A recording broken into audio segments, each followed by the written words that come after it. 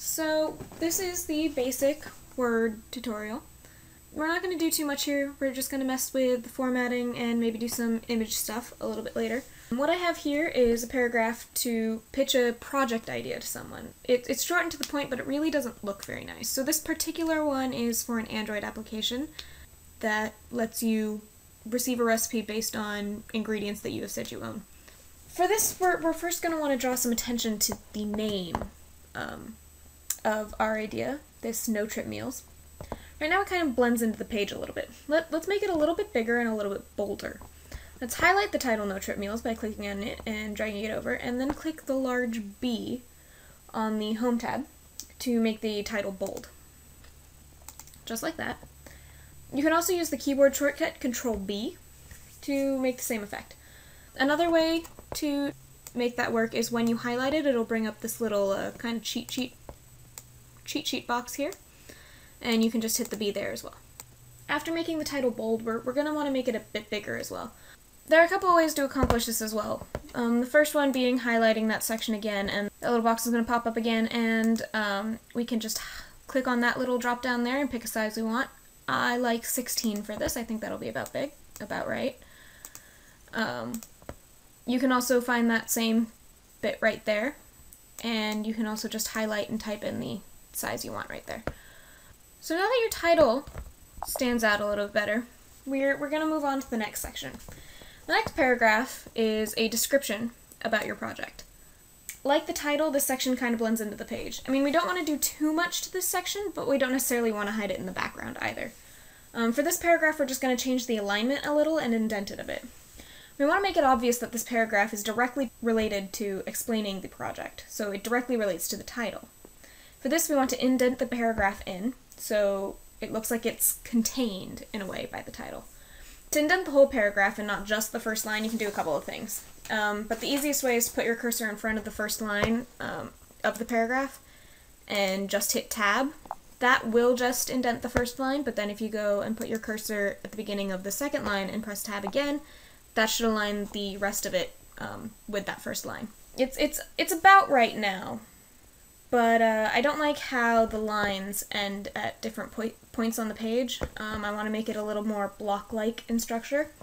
So if we highlight the paragraph again, we can hit the Justify button in the paragraph section of the Home tab. It's this fourth one right there. You can also use the shortcut key Control J to do that. And if you see, it just makes it a little bit more block-like and it lines up a lot better. And I think that looks a little bit more professional. The default alignment that it was at before was the left alignment, which is just pretty much the default for everything, and is usually adequate unless you have something specific you want, which in this case we do. Now that that looks good, we can move on to the next piece. These are the features of our project. We want this section to be easy to glance at and get the information all at once. The word features itself is really just a title for this section, so we want to do to it what we did to the previous title, though we don't want to make it quite as big because it's not quite as important as the title. So we can just bold that there and change the font to, say, 14 this time. And as this piece also kind of belongs to the title, let's indent that as well. The next piece of information we want to do on their own separate lines, but we don't want them to look like random pieces that don't belong together. We want them grouped together on their own separate lines. I believe a bulleted list is in order. Highlight the 3 points we want bulleted and click the bulleted list button in the paragraph section of the Home tab. Just like that. It's the first button in that section. That option also appears in that little pop-up box that happens when you highlight things right there. So we're almost there, but I don't really like the default bullets for this. I mean, they're just kind of simplistic, and the way to change that is click this little arrow next to the bulleted list button, and it'll bring up a list of different styles you can use. I like the little flowery one. It's a personal choice, you can choose whatever you want. Also, we're going to want to indent these in a little bit so it lines up with the rest of everything.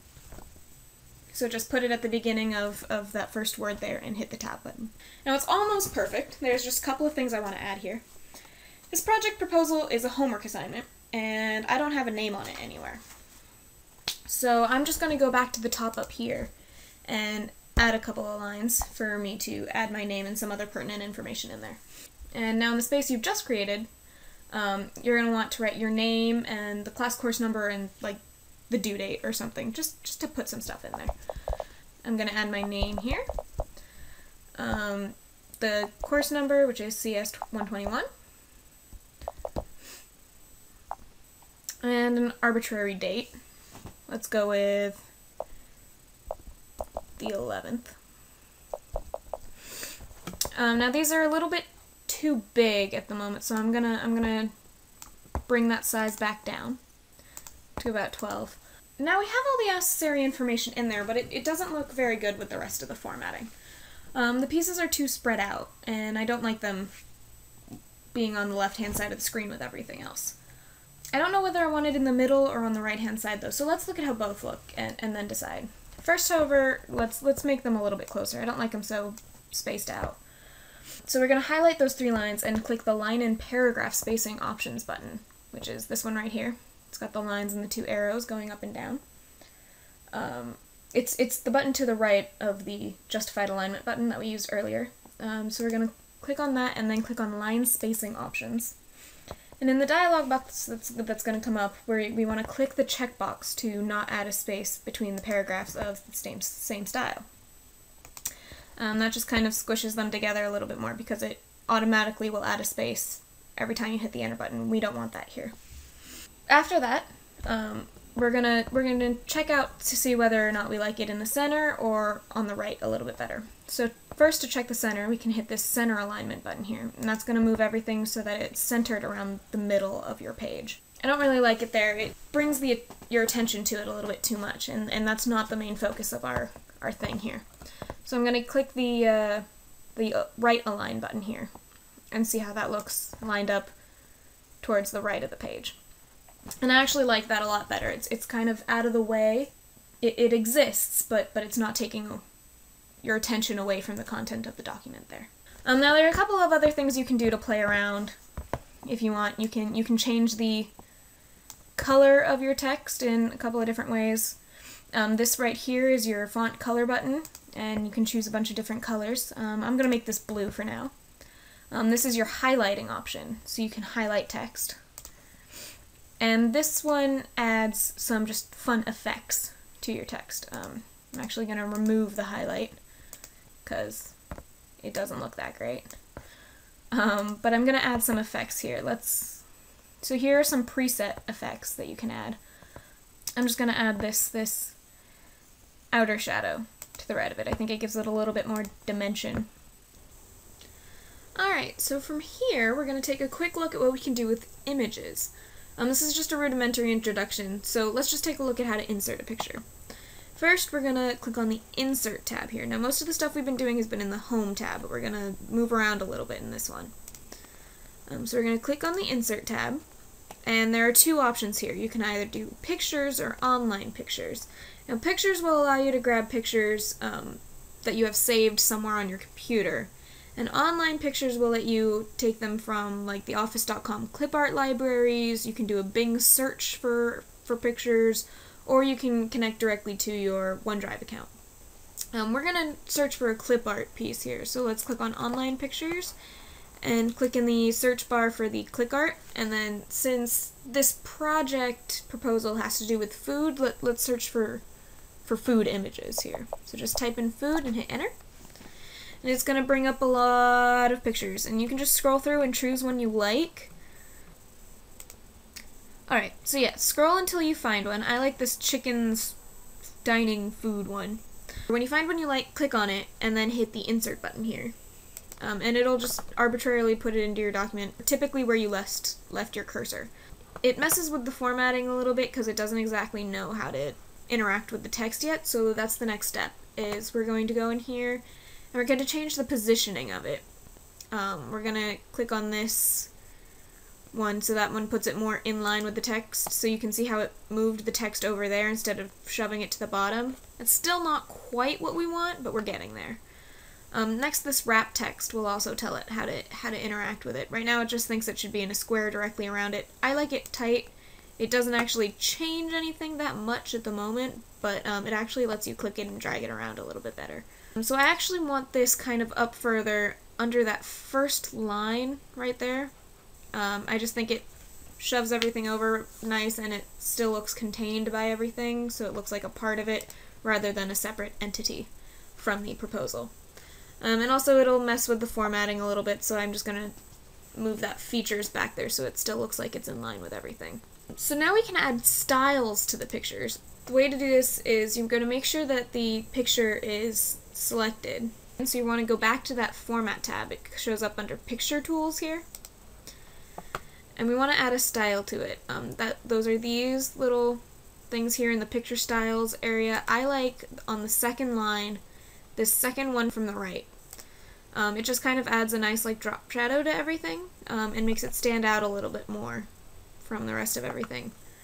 Now I'm going to add a text box to under the picture just to kind of highlight some key features and make the picture tie into the rest of it a little bit better. To add a text box, we're actually going to go back to the Insert tab that we were at before and click on this little text box button here. And we just want a simple text box, nothing fancy. And the text box did the same thing with the picture where it just puts it in randomly and shoves all the text over. And we don't want it to do that.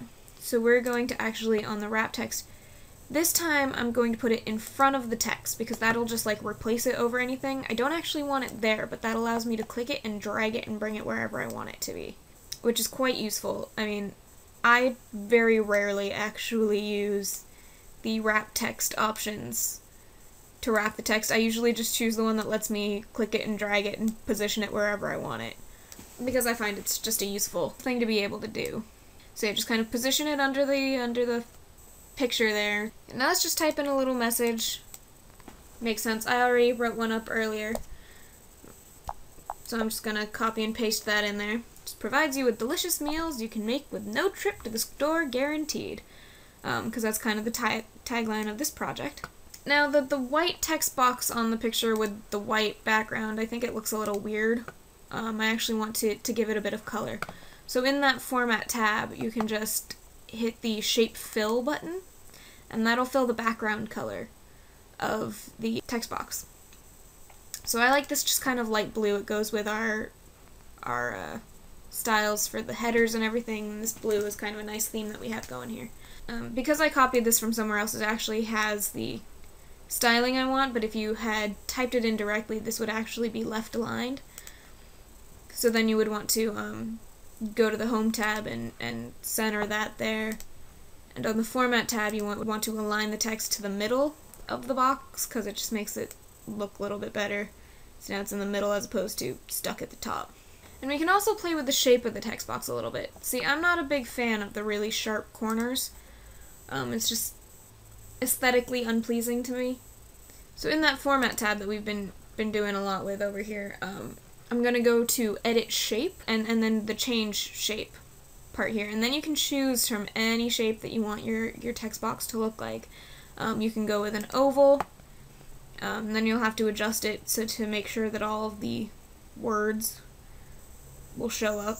I don't really like the oval for this. It kind of shows too much of the edges here. But I really like this box with the rounded corners. I think it does a good job of looking the way I want it to. Because my big problem with the other one is just the sharp corners, and this cuts those off a little bit. So just reposition it, and it's there. There are a ton of other things that you can do with like the images and the styles, but that's more for you to play around with. You can change these word art styles, you can outline your shapes, and you can play with the picture formats, but I'll leave that to you. So have fun with this, and I'll see you in the next lesson.